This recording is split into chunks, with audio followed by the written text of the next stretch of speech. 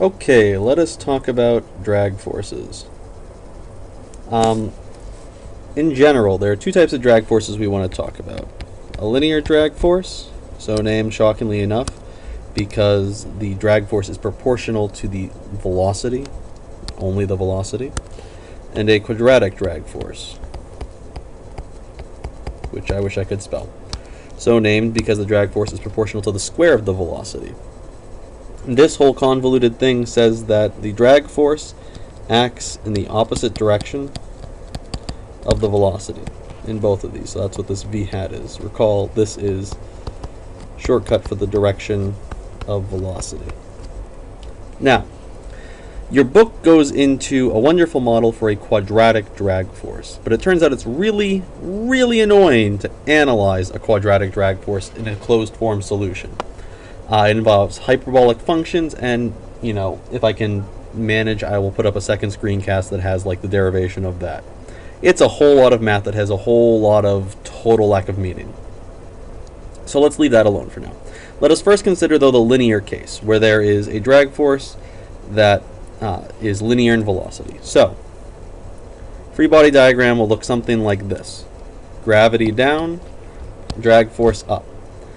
And so, if I drop this from rest, then the drag force is going to start at 0. Since the drag force is proportional to the velocity, if it's from rest, its initial velocity is 0. Now, as it drops, gravity is constant, begins to speed it up. As it speeds up, the drag force increases.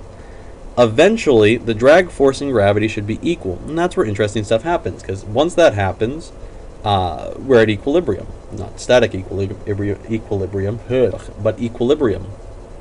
So it stops accelerating, which means we should get something like this going on. We have something like this for our velocity, where it starts linear, down here, because right here, gravity dominates. The discussion is entirely basically it's in free fall. It's only a little bit the drag begins to matter. But then over here where it ends flat, this is the condition where the drag force is equal to gravity, where we have achieved what we call terminal velocity, because that is where you stopped accelerating.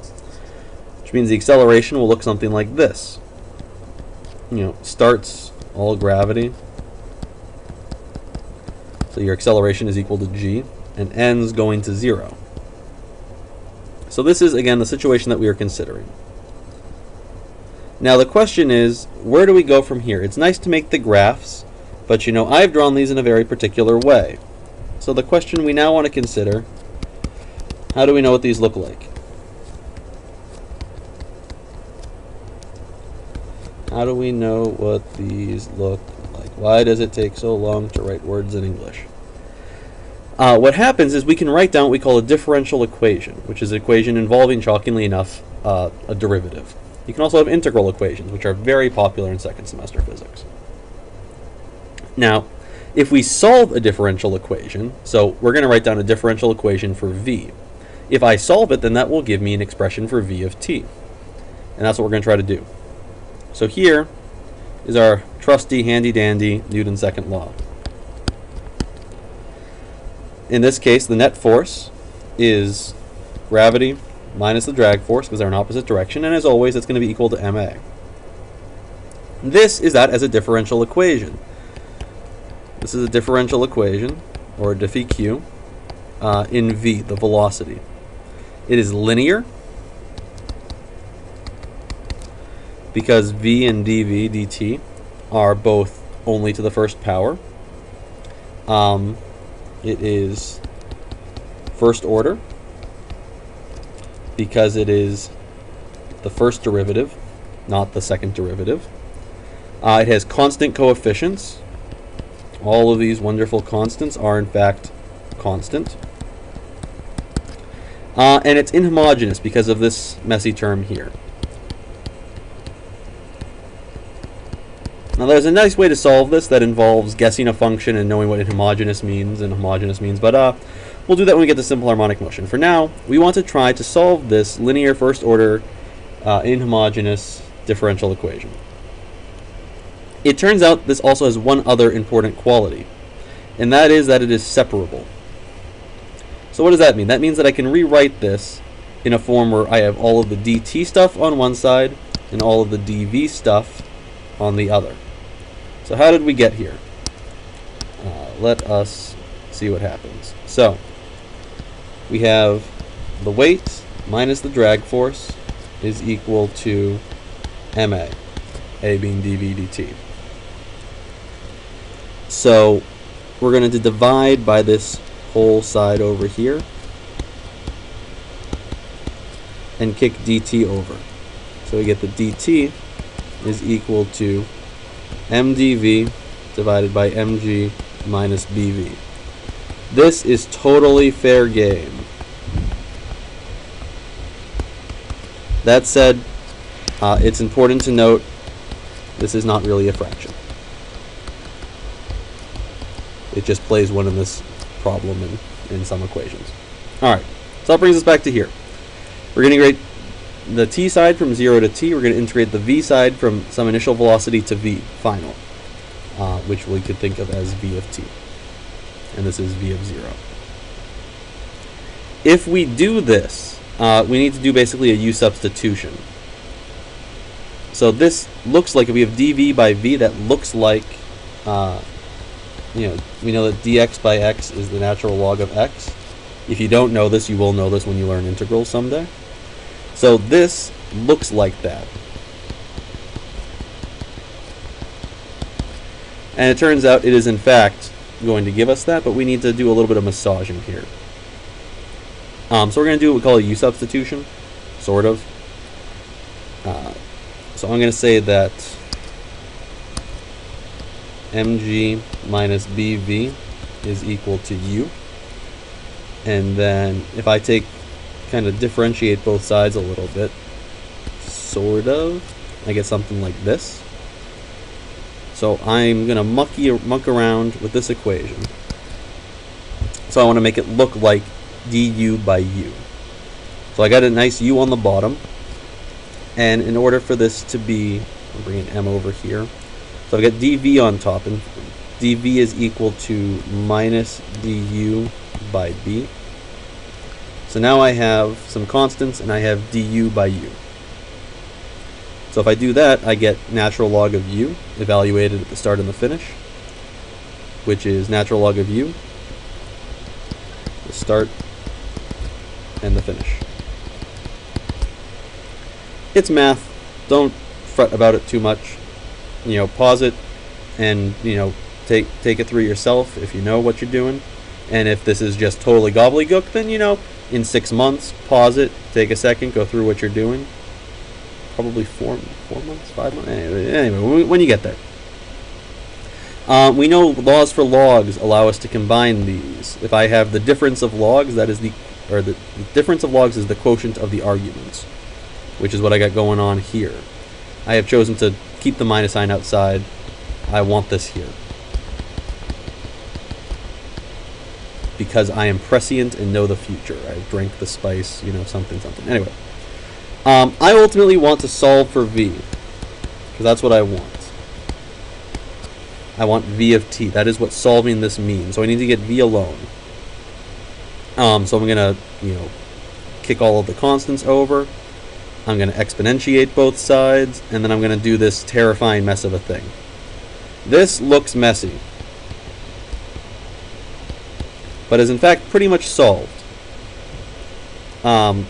Basically this is, if I divide by b, the answer. Still not terribly helpful, but it's true. But let us make an assumption. Let's say that v naught is equal to 0. In other words, it has been dropped from rest. It is a common condition. If v naught is 0, then this term dies, and allowing me to factor out, so I should say I have mg minus mg e to the minus bt by m. So I can factor mg from both, which is what I get here, which is this wonderful thing. I can divide by b. I get v of t is equal to mg by b times this quantity 1 minus e to the minus bt over m.